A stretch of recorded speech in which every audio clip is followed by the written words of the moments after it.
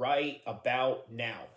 So, this is a combat sports review for the date of September 23rd, 2023. By the way, a very interesting date considering the fact that you have 23 on both of the days. And I don't know if that signifies anything, but if you're watching the live at this particular moment right now, then you guys are watching the video portion of this, the one that I'm pointing at in the camera right now. But yes, you look at in the thumbnail, there's all these weird conspiracies about 2023 and September 23rd in particular, which is today. Now, a lot of unusual things have happened that could probably match that particular aspect of conspiracies of 23 on the day of September 23rd, 23, and what have you. So, for one, you could start off with Whaley, Zhang taking on Joyce for the second time. The way that I looked at Joyce in this fight, you know who he reminds me of in the way that he fights is similar to Stipe Miocic. Very slow, very plotty, doesn't have a very good footwork, and also very slow in the way that he throws his punches and combinations. And again, saying this hurts me to say that because you really want to be respectful to the athletes that are in front of you, because guess what? There's this meme that I saw the other day that something to the effect of, well, there's 13 boxers that die every year, so you have to give respect to these guys for the entertainment that they give you. And granted, I'm absolutely in line with that ethos and way of thinking. The problem is sometimes you just really have to be honest in what you see. And what I saw out of Joe Joyce, unfortunately, was somebody that was slow, plotty, and somebody that reminded me of Stipe Miocic. The only problem was with Stipe Miocic, he can get away fighting like that in mixed martial arts because there's kicks and takedowns involved. By the way, Stipe has decent kicks, doesn't throw them often, but he has great takedowns because he was a Division II wrestler at some point of his life. So therefore, he's going to have those particular arsenals to back up the slow, plotty boxing style that he has. I'm talking about Stipe Miocic in comparison to the same way that Joe Joyce fights. And tonight, he wasn't able to get away with it because now you're dealing with a position where now you're at a 50-50 position where you're throwing shots at the same time. I'm talking about Zhang and Joe Joyce. The problem is Zhang, from just the looks of it, just looks like to be the most powerful puncher of the two. And not only the most powerful puncher of the two, somebody that had better, I guess, for lack of a better description, a harder punch than Joe Joyce. Would you agree or disagree? Obviously, I think we can all agree, considering that he's the one that knocked him out. Now, there's a lot of talks of people saying that Joe Joyce should retire and just call it quits and this and that. I think there's still other fights for him, but it has to be very, how do I say this? Very very tailored to the way that he fights. What did King here say? He said, Zhang versus AJ is good. Yes, it is good because AJ does have a decent footwork, but not enough to where he is able to somehow implement it throughout the whole entire fight. Whereas with Joe Joyce, he just doesn't implement it at all for any extent of the period. So shout outs to King with that comment. And like and subscribe. Thank you for all those that are watching at the current moment of time and those that are going to be watching in the future. Don't forget to like and subscribe so I can give you some of the most epic content out there. And speaking of epic, how about the ending of Gamrot versus Fiziev? Now, you look at this picture in the beginning of the fight, you saw that Gamrot was able to get a hold of his leg in the way that he did. Ironically, later on in the fight, guess what happened? He snapped that leg only because he was able to kick him, and then I think Gamrot, with his blocking hands down, was just able to connect his elbow into the feet or into the shins of Fiziev. And by the way, this is one of the things that a lot of people don't understand and take for granted in mixed martial arts, is that they take for granted the idea of just being able to kick freely, right? You look at people that kick the bags all day, they just kick it with consecutive motions, just with no problem whatsoever. The problem is, it's a lot more complicated than that, because not only do you have to time these shots of when you throw the kicks, but you also have to keep aware of the elbows and the joints that are involved in the whole scenario, the bones rather.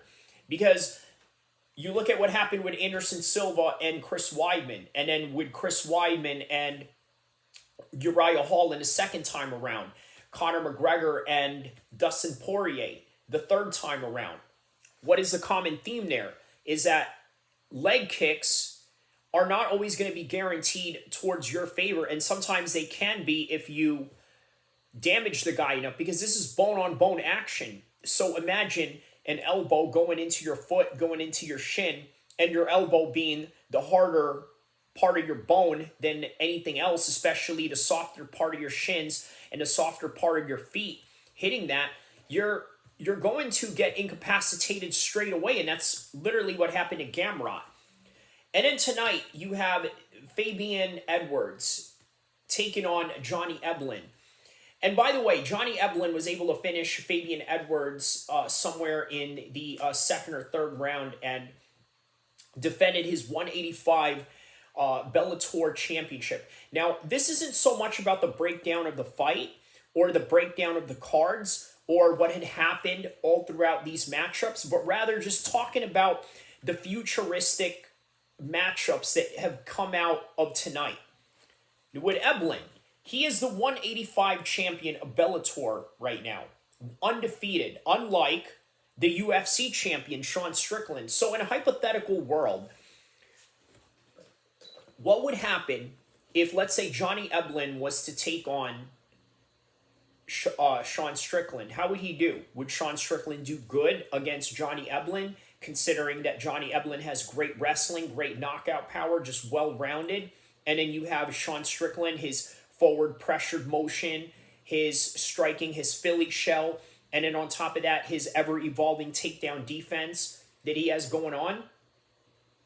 How will that play out? Because you're in a situation where you have these multiple leagues that are separate from each other, right? You're never going to get these crossover fights. Because they had a talk the other day about Francis Ngannou possibly going to UFC if, let's say, he was going to, let's say, beat Tyson Fury in the upcoming boxing match in October.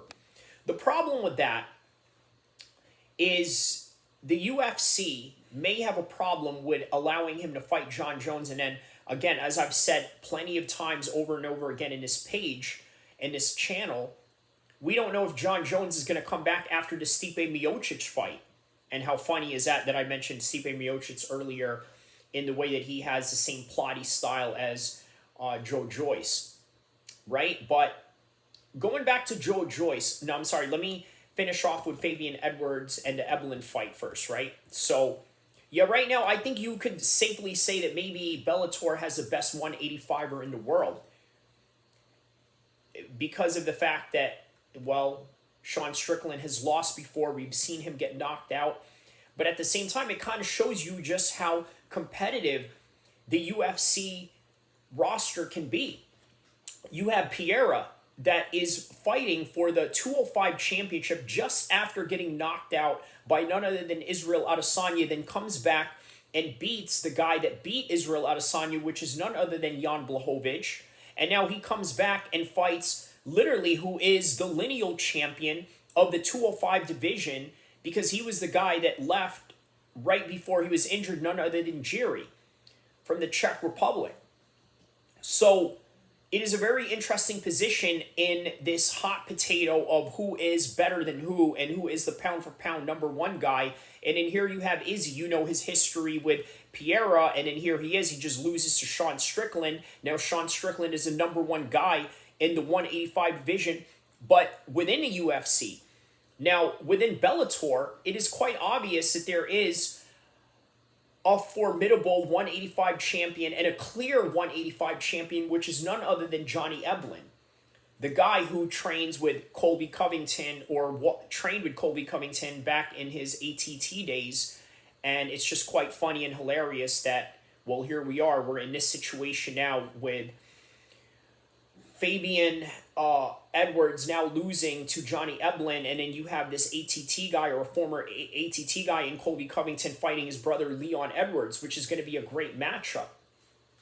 So those are some of the interesting things that I think you can take out of this entire scenario. What did Zeska say here? He says, I think Eblen and Yarsilov are really good Bellator champs who can compete in the UFC.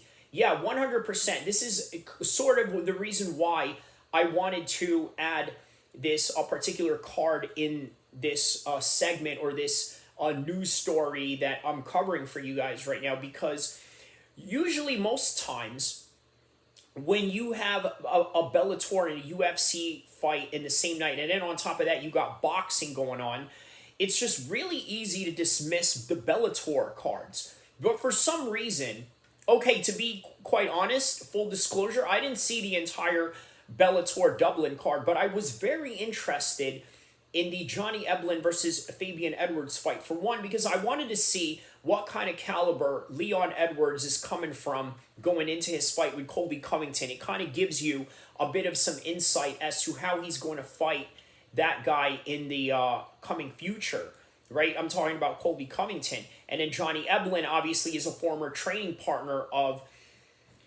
Colby Covington, being an ATT guy. So that in and of itself right there, I think just brings all these different dynamics. But then you bring Sean Strickland into the mix, as I've mentioned earlier, with this hot potato that they got going on with Piera and Israel Adesanya. And now Sean Strickland is the number 185 guy in the world.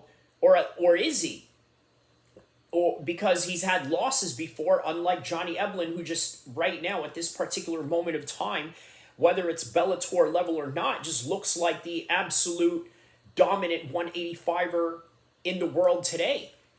Whereas with Sean Strickland, you can argue and say, well, he fights in a way tougher league, which is the UFC, because obviously we know that that is the best league in the world, right? So I think it brings all these really interesting possible matchups.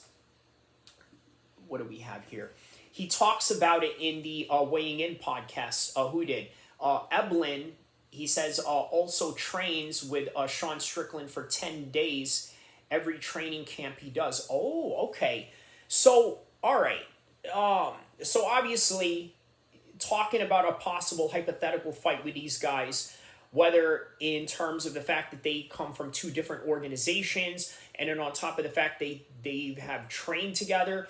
But then again, you're talking about Sean Strickland, who sort of trains with everybody. I mean, he'll train with you. He'll go and train with me. He'll go and train with anybody, because guess what? You know, when you go in there, you're going to be in there for a scrap. You're going to be in there for a fight. And by the way, shout outs to Zeskita on that one. I'm sorry if I had mispronounced that. Let me know if I had pronounced that correctly or not. But that's interesting to know that, yeah, he talked about that at the Weigh In podcast. So that is interesting in and of itself, right? So you guys know about the class action lawsuit that is going on right now with the UFC, right? Some of the most interesting things that is coming out of that is the fact that if, let's say, the fighters win on that particular class action lawsuit, what would happen is that you have fighters that are signing for short-term contracts, meaning that, let's say on one particular night, like tonight, what you have with all this conglomerate of different combat sports leagues, promotions, and different fighting disciplines, all in the same night of September 23rd, 2023, that we're being present live watching right now. And for those that are watching the pre-recording of this particular recording that I'm doing, by the way, I'm going to stay on live, but I'm also doing a recording on a separate video while I'm shooting this, because after I'm done recording that particular video that's running right now, I'm going to talk about the rampant steroid use in mixed martial arts and boxing. And tonight, obviously, Conor Benn was able to fight in Orlando. And the reason why I wanted to segue to that was because I look at the boxing heads across the pond, all the sports media people in the UK, they're very angry at Conor Benn because they believe that he should have somehow not fought tonight in the, I believe it was the Zabeta versus Hitchinson card. And then there was McCatskill and then Sandy Ryan, who was also on the, I believe, the co-main event of that boxing card. But nonetheless, Conor Benn got in literally in the last minute to take on Rodolfo Orozco. I'm sorry if I had mispronounced his name, but yeah, Rodolfo was his opponent tonight. The 6'1", 155, 154 Mexican boxer, and moving up a weight class, on top of the fact that he was supposed to be suspended in the British Board of Commissions, but fought tonight. But I'm going to talk about that later when I'm done recording this right now, because I'm doing this right now at the 16-minute mark of the video that I'm recording to make the coverage of all the fights that had happened tonight. And I'm just going to go straight into the conventional live stream. But back to more of the fights tonight, right? With Weili, I'm sorry, I was going to call him Weili Zhang, but yeah, Zhang, the Chinese heavyweight boxer, I think he deserves a title shot at some point. Now, how will he do? We don't know, but what I can tell you is that he can be a very formidable opponent for Tyson Fury, for AJ. And by the way, the gentleman earlier had mentioned on one of the comments, he said Zhang versus AJ would be a good fight. Yeah, that would definitely be a good fight. And I was mentioning to him earlier that that fight with AJ and Zhang would be good because AJ does use his footwork at times, but then Zhang doesn't use it at all. It's almost like he just relies on his power, but then Anthony Joshua is also a power-on-power type of fighter, so it would be really interesting. And in considering the new profound skills that Anthony Joshua has gained training with Derek James, that would be really interesting how he comes about in that situation. So now with the UFC, right now, let's take a look at the 155 division in the UFC. Obviously, this has always been one of the most stacked divisions of the entire UFC roster. You have Conor McGregor, who is a legend, right? So that helps the entire division in some kind of way if you fight him, especially if you fight Michael Chandler, who, by the way, is also a former Bellator star transitioning over into UFC. You have Justin Gaethje. Then you have Dustin Poirier as one of the veterans. How about the new guys that are coming up? Sarukian. And then you got Islam on top. You got Charles Oliveira.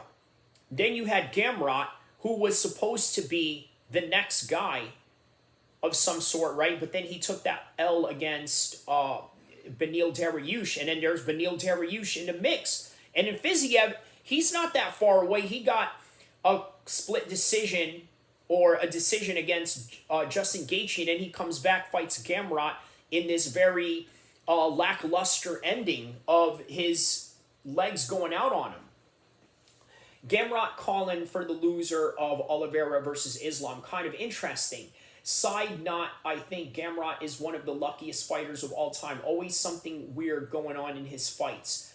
Yes, and that was coming from the, for those that are not watching this live right now, in the future that are watching the recording of this, Zeska was the guy that said this. But yeah, I think that's a very interesting point there, Zeska, calling for the loser of Oliveira and Islam. Well, I'm going to make an official prediction on Oliveira and Islam right now. Maybe it'll change in the future. I'll go with Islam, right? So what does that mean? Maybe Gamrot and Oliveira. That's a great fight between Gamrot and Oliveira. And again, that's what makes this division stacked in that kind of way. Because guess what? If you were to put Oliveira and Gamrot together, would they put them in an Apex card? Write on the comments below if you think that they would put that in an Apex card, or will they do that in a big pay-per-view? It just seems like all these guys are rising to such a stackness that now every single one of them are going into pay-per-view status, right? So the fact that they are going into pay-per-view status just creates even bigger money for the UFC, because who doesn't want to come see Justin Gaethje fight? Everybody always wants to see Justin Gaethje fight. Who doesn't want to see Dustin Poirier fight? Especially after the Conor fight. Who doesn't want to see Conor McGregor fight? He's still the biggest star in the world. And then Michael Chandler is in that mix of that 155 rows of killers. And then obviously Tony Ferguson. Then you have Paddy Pimblett. How about the fact that they announced Paddy Pimblett going into that fight with Tony Ferguson? What is that going to do for Tony Ferguson? Because let's just face it, it may very well damage him in the worst way, but at the same time, Paddy Pimblett is not somebody that you want to trust with your picks all the time, right? He's kind of sloppy. He looks like he's just on the verge of possibly losing at some point, and then he doesn't live a very disciplined lifestyle. And then what did Zach say here? Oliveira is the A side and only fights pay-per-views from now on. So Gamrot will get a fight on a pay-per-view. Okay, very good point right there. So again, that's the point that I'm trying to make, is that now you're inserting Gamrot as the winner tonight into a fight with Charles Oliveira. Guess what? That creates the 155 division, what you would call in a pro wrestling term, putting them over, right? Because putting somebody over is not always about, oh, well, I think my opponent is great. I think he's going to be a great matchup. I think we're going to have a hell of a fight. It's not always about that. See, what it's also about sometimes is the fact that, well, you're fighting a very famous guy like Charles Oliveira. I mean, Charles Oliveira has like millions of followers on Instagram and on his social media page, right? So that helps with something. And then he has the backing of Brazil. So Brazilians are always going to watch his fights. There's people that are in certain parts of the hardcore community that are always going to watch his fights. And then people in Europe love Charles Oliveira. So yeah, I think if Charles Oliveira was to be the loser of this upcoming fight with Islam, then yes, 100%, I think Gamrot is rightfully meant to be slid in there to take on that fight. So moving on with the other fights tonight. Now, speaking of retirement, by the way, should Joe Joyce retire? I mean, I know we're talking about him possibly taking that fight with AJ, right?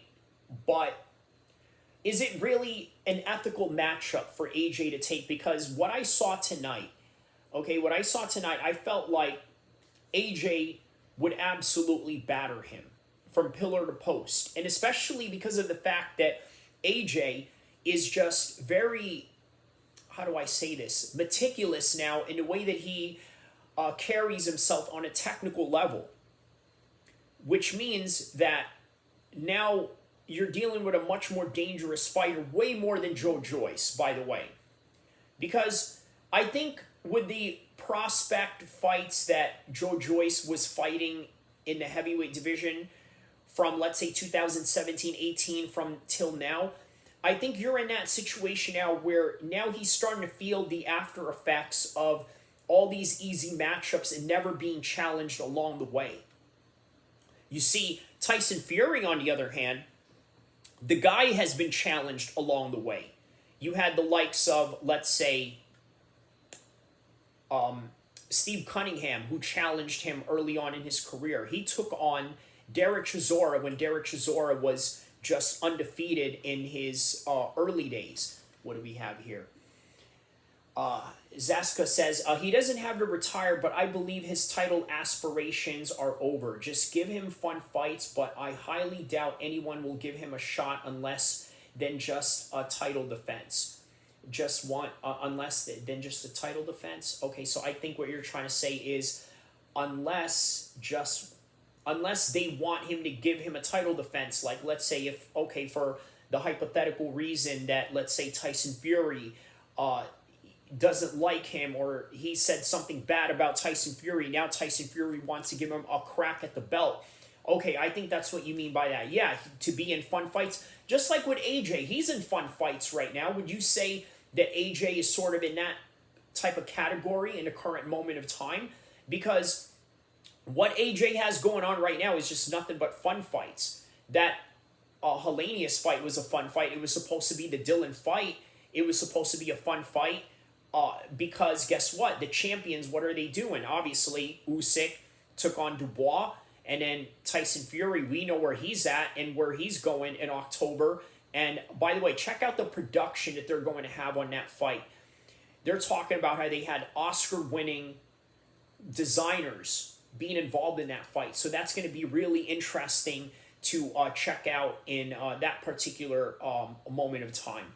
So what else had happened tonight? Obviously, Hitchinson had that win tonight in the main event, which Conor Benn was a part of. So that is pretty much it for the fight nights of September 23rd, 2023. I'm going to hit the end of the recording. I'm still going to stay live. So for those of you that are watching, please stay on because I'm still going to be live. But I am going to cut off now the recording of this, and I'm going to talk about the steroid use, which is basically the main event of this entire podcast and this entire episode. We're going to talk about the ethical practices or the non-ethical practices of steroid use in combat sports and how people view it in such a negative way, but then how people really view it in such a self-righteous way. So don't forget to like and subscribe, and I will see you then. And please stay on live because this is just ending for this recording in this video, and I will see you guys